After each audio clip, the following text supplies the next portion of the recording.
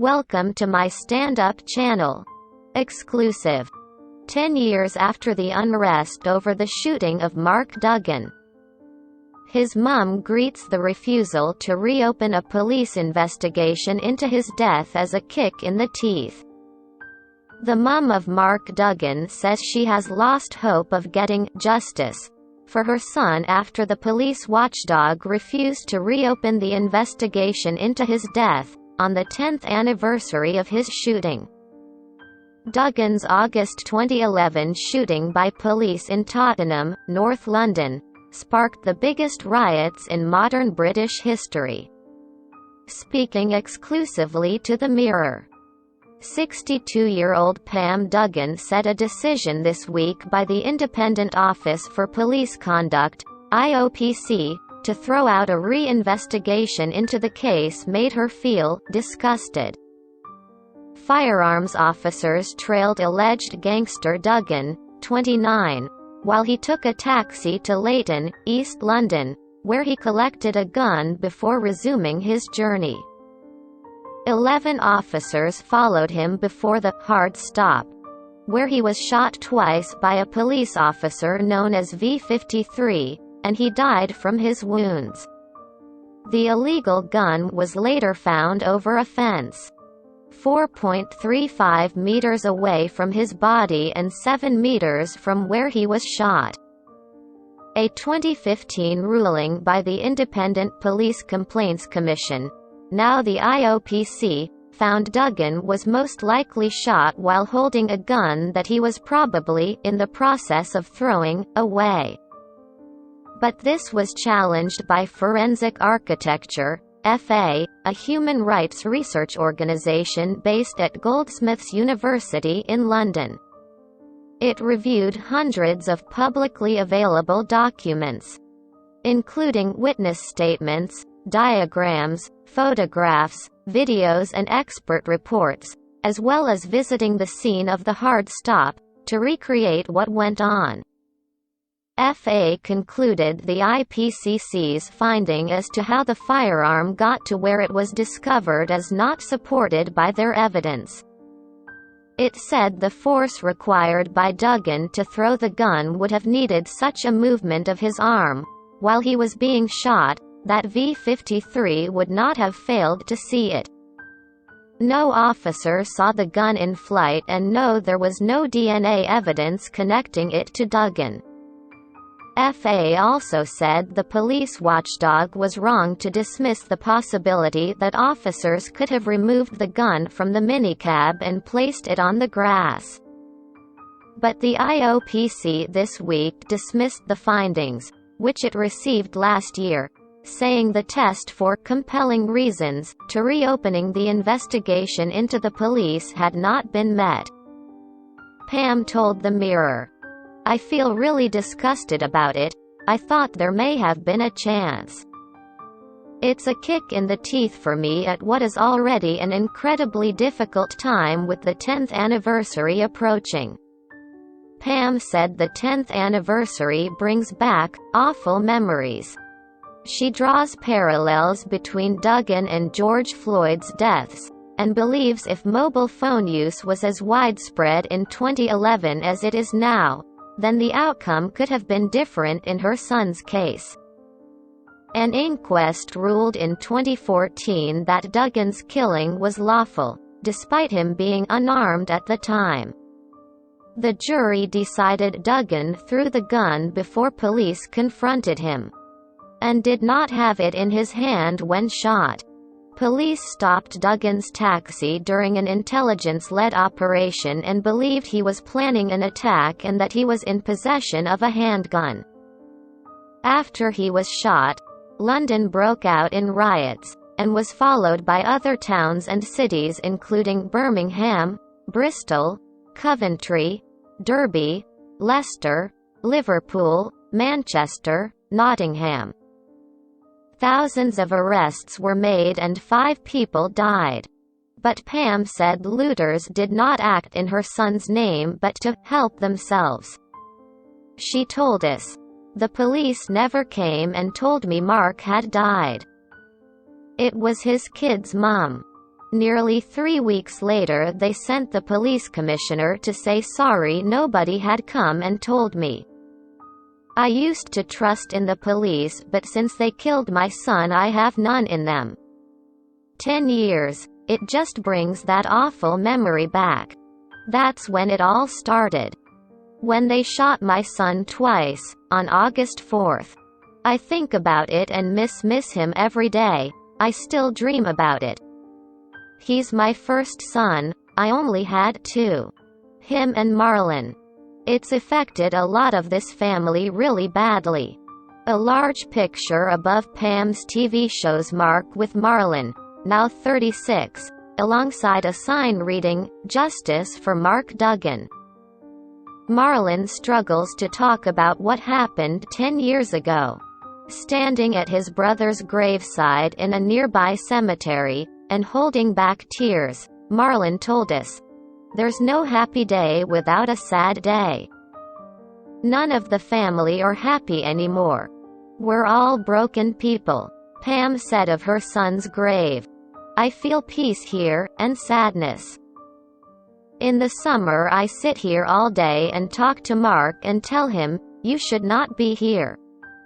He is buried with his dad, Vincent, who died aged 62 in 2012 after a battle with cancer. Pam, originally from Manchester, said she was delighted for the family of George Floyd, who got justice after videos showed Derek Chauvin kneeling on his neck last year as Floyd pleaded, "I can't breathe." His killing sparked the Black Lives Matter movement and Chauvin was found guilty of murder. Pam appealed Duggan's lawful killing ruling in 2017 but it was rejected by the Court of Appeal. "I don't feel like I've got justice at all," she said. "The world saw what happened to George Floyd but they didn't with Mark. I think if mobile phones were as used as much then as they are now and there'd been footage of Mark, there could have definitely been a different outcome. I was delighted for George's Floyd's family that they got justice. They got justice because of the video, the world saw what happened. I think relations between police and black boys has got better in the past 10 years but not by much. I think now black people are standing up for themselves and speaking out more. Like the Black Lives Matter movement, and I think that's great. Because there's no doubt racism exists and it's harder for black people than it is white people. I think. Although very different circumstances, Mark's case is a bit like the British version of George Floyd's. They shot Mark twice and he was unarmed. Pam said Mark, a dad of 6 whose youngest was born after his death, would never have condoned the riots that followed his shooting. My son would never condone people burning things down, she said. People came to help themselves. Most of them didn't know my son or the family. We don't and didn't condone any of that. They were not rioting for my son being killed by the police. They wanted to help themselves. They didn't have to do it that way. They didn't have to go that far. There were people there who did care for Mark and people sat outside the police station after he was killed wanting answers. Those people cared about Mark but then the next thing there's riots across the country. That didn't have to happen and we didn't want it.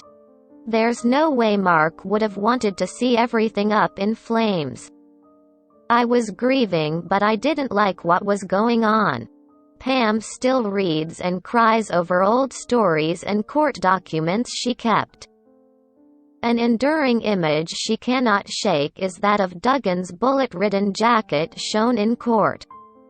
I can just about read them now without breaking my heart.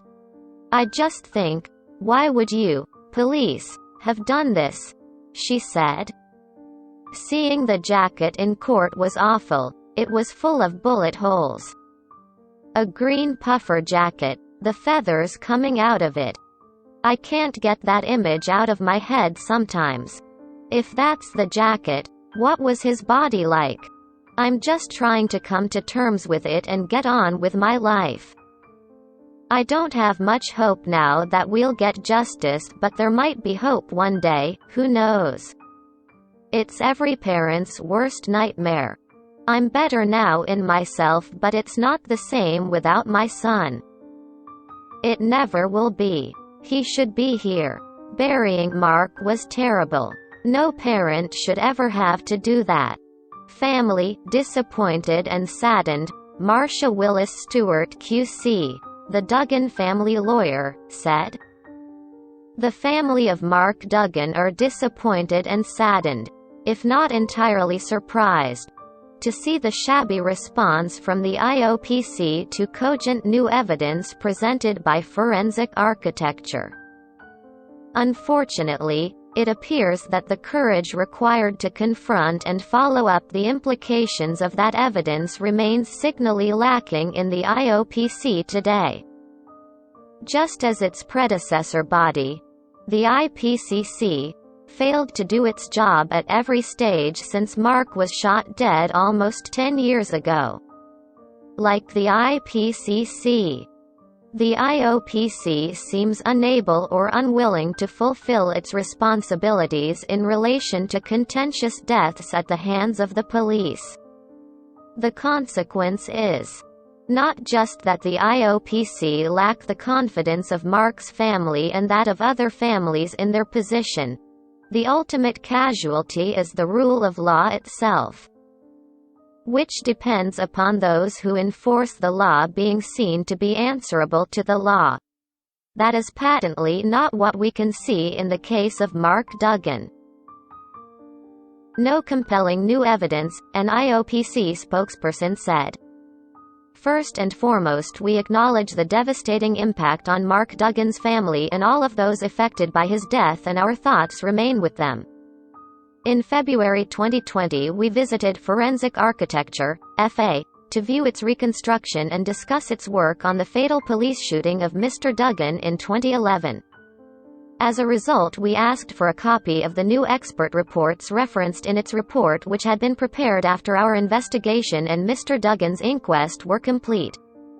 The IOPC can reinvestigate a matter where there are compelling reasons to do so.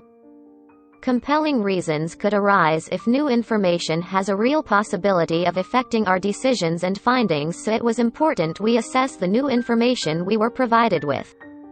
Having now conducted in-depth analysis of those reports and a large amount of further information provided by Mr. Duggan's family and the Metropolitan Police Service, MPS, we have decided there is no compelling new evidence which would affect our original findings, and as a result we have decided not to reinvestigate the matter. Mr. Duggan was shot twice by an MPS officer known as V53 and received a wound to his right arm and a fatal shot to his chest. The reconstruction and new reports we considered centered on the order of shots, which was never conclusively established by our predecessor, the Independent Police Complaints Commission, IPCC, or Mr. Duggan's inquest, and therefore whether Mr. Duggan could have thrown a firearm found 4.35 meters away from where he lay wounded, and whether the firearm recovered from the scene was placed where it was found by police officers unknown. The IPCC investigation had concluded the most plausible explanation for the location of the firearm was that Mr. Duggan was in the process of throwing it when he was shot. The new material we considered took us no further than the IPCC investigation. Again, entirely credible experts all came to opposing views on the issue of whether Mr. Duggan could have thrown the firearm. As the IOPC, we find ourselves in the same position as the IPCC, having to consider likelihoods and come to balanced and reasoned conclusions. It is important to remember that in 2011, unlike today, police officers did not routinely wear body-worn video and there was no CCTV of the incident in relation to police officers potentially placing the firearm. While FA's reconstruction did indicate there was a period of time in which unnamed officers could have placed the firearm, where it was found 8 minutes after Mr. Duggan was shot. There was no credible evidence provided to us by FA or any other source to suggest that happened. While we appreciate this will be disappointing news for Mr. Duggan's friends and family, we cannot reinvestigate the fatal shooting of Mr. Duggan when there is no compelling new evidence to justify doing so. Source: mirror.co.uk. Please like, share and subscribe. Thank you for watching.